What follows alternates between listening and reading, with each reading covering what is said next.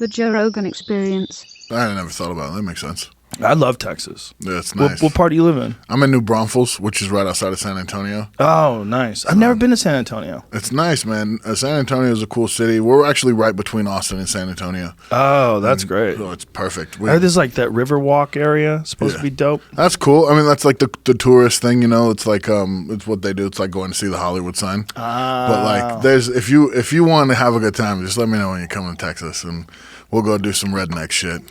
Well, my friend John Dudley was just there with the Black Rifle Coffee guys. Yeah. And they went to some ranch that's just outside of San Antonio that the fucking astronauts used to go to. He said there's these photos of Neil Armstrong with a fucking deer.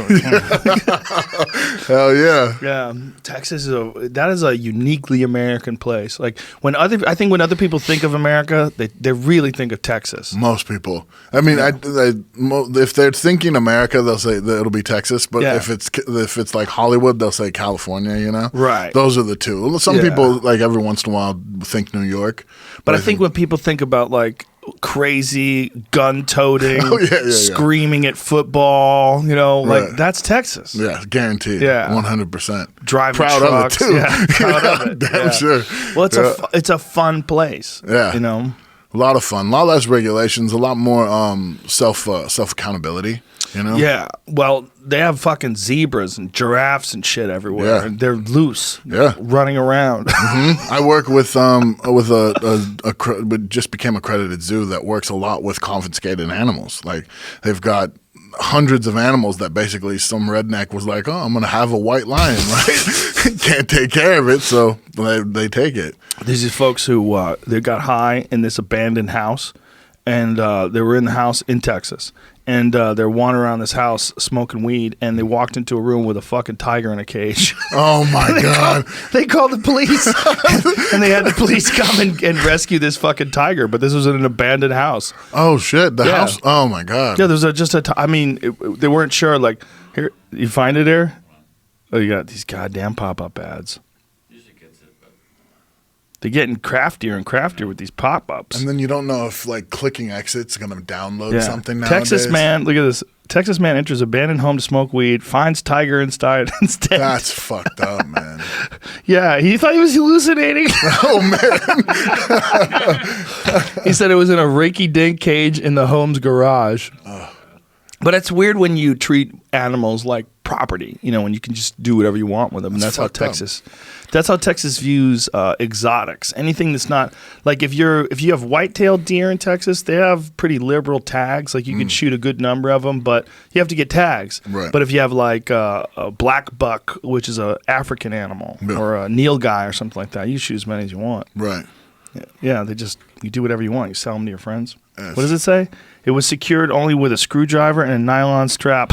Jesus Christ. I hope this guy got some kind of fucking punishment. The guy who owned the fucking house. That's a dick move, man. Yeah. That's a beautiful tiger.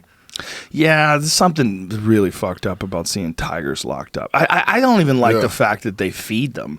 I mean, I feel like you should just let something loose in there. Yeah, that's what I was saying, too. Yeah. That's what I was saying. But from Keep what that I was party rolling. told. Yeah, exactly. What I was told was that was just not PC, like it wasn't acceptable. I'm sure. Yeah. Do you ever see the footage of when the U.S. soldiers overtook Baghdad?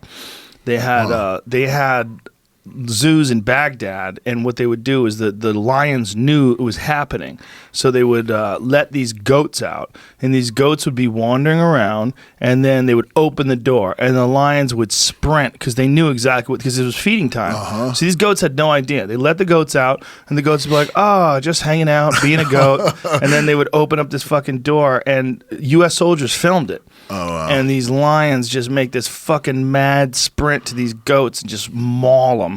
And that's how they ate. People got pissed, I'm People sure. shouldn't be pissed. That's what it is. Life. Yeah. If you watch a fucking... you go and see a parrot eating seeds. Well, that's what it eats. Right. You know, maybe you really identify with seeds and you feel like that's brutal murder of seeds. Yeah. But that lion wants to do that. That's what makes them a lion. It makes them happy. And it's what they have to do, you know?